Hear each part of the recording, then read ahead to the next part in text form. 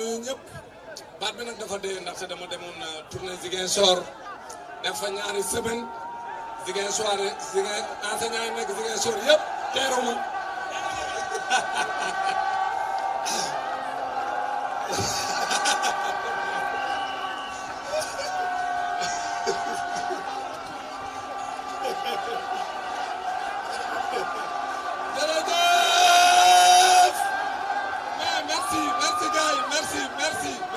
merci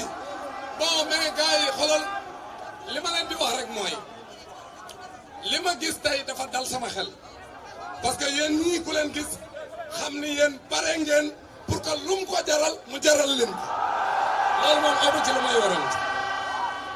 lu mu ko jaral pour jéem a yàq suñu dëkk lu mu ko jaral pour jalgati suñu constitution pour def 3e mandat dinañu ko jaral pour ñu xeex ak moom dem déjjati ko ci pale bi jox réew mi koo xam ne ñoom la sénégalais yi àndal loolu mooy dëgg léegi nag moo tax ma ni sénégalais yi bu kenn layam-layami bu kenn layam-layami nañu taxaw tem jàmmarloo ak moom xeex ak moom won ko ni réew mi moomu ko